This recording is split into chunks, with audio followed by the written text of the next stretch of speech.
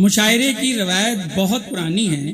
جب سے اردو شاعری نے آنکھیں کھولی تب سے ہی مشاعروں کے ذریعے اس کے نشو و نما میں کسی قسم کے کسر باقی نہیں چھوڑی گئی۔ دہلی کے لال قلعے سے گونجتے ہوئے یہ مشاعرے آج 4 دانگ عالم میں اپنی دھاک بٹھا چکے ہیں، اپنا قبضہ جما چکے ہیں۔ مشاعرے ہوتے آئے ہیں اور ہوتے رہیں گے، مگر مشاعروں کی دنیا میں دھیرے دھیرے ایسی فضا قائم ہوئی جس کی وجہ سے شاعر اور متشاعر کا فرق مٹتا چلا گیا۔ زبان ناشناس علم سے بے بہرا شاعری کے جوہر سے آری ایک ایسی جماعت نے دھیرے دھیرے مشاعروں کی مائک پر قبضہ جما لیا جس کو تعریف تک کے لیے سامعین سے بھیک مانگنی پڑتی تھی۔ بوسیدہ و فرسودہ جملوں سے اس تہذیبی روایت کا بڑی بے دردی سے قتل کر رہے تھے، جس نے مصرع اٹھانے اور داد حاصل کرنے والے اصل شعروں تک ہماری رسائی کروانی تھی۔ اصل بات یہ ہے کہ یہ کام بھی تو کرنا ضروری تھا۔ ہم مشاعرے کی اس روایت کو اپنی آنکھوں کے سامنے مٹتا ہوا دیکھنے سے بچائیں اور ایک دفعہ پھر اس کی ایسی پرداخت کریں کہ وہ پھولوں کی طرح مہکے اور ستاروں کی طرح چمکے، جس کے وجود پر ہمیں ناز ہو، شرمندگی نہ ہو۔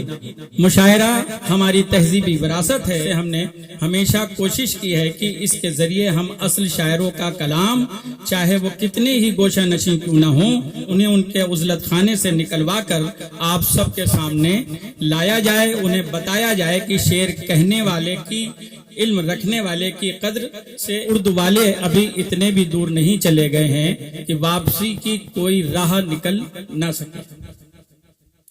اس لیے آج کا یہ پروگرام جو کہ لیڈنگ ایج کے زیر اہتمام منعقد کیا گیا ہے، جسے ہم جشن جاوید اختر کے نام سے منسوب کر رہے ہیں، اس میں آپ اردو کے بہترین اہل ہنر کا کلام سماعت فرمائیں گے۔ آج ہماری محفل میں عباس تابش صاحب، شوکت فہمی صاحب، احمد عادل صاحب، خورشید علی صاحب جیسے اہم شعراء موجود ہیں۔ ان کے کلام کی رمق اور ان کے اشعار کی تابناکی سے آپ مسحور نہ ہوں، یہ ممکن ہی نہیں۔ یہ اردو تہذیب اور شاعری کی روایت کے اصل پاسدار ہیں۔ ان کے بارے میں کہا جا سکتا ہے، یہ فرش نشین عرش سے آئے ہیں اتر کر، تو ان پہ نہیں ان کی تجلی پہ نظر کر۔ ہماری مہمان خصوصی شیخہ دیا بنت ابراہیم الخلیفہ، جن کے بارے میں الفاظ کو بھی ایسی چپ لگی کہ وہ میرے دھیان میں جب بھی آتے ہیں ان کی قدر شناسی اور خوبروئی کی تصویر اتارنے سے گھبرا جاتا ہے۔ ان کی یہاں موجودگی باعث عزت و افتخار ہے۔ جاوید اختر صاحب کے بارے میں کچھ بھی کہنا مجھ جیسے شخص کے لیے ویسے بھی کہاں ممکن۔ میں انہیں اس دور کا بیک وقت شاعر، ادیب، دانشور اور ذہانت کا امین مانتا ہوں۔ ہمیں ان سے بہت کچھ سیکھنے اور جاننے کی ضرورت ہے۔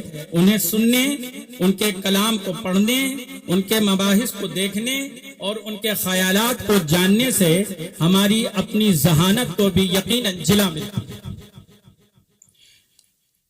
ان کو جب بھی سنتا اور دیکھتا ہوں، ان سے بات کرتا ہوں، تب زیب کے اس شعر کا خیال آتا ہے، لپیٹ رکھا ہے انگلی پہ وقت کو میں نے، لپیٹ رکھا ہے انگلی پہ وقت کو میں نے، ازل دکھاؤں کہ روزے ابد دکھاؤں تجھے۔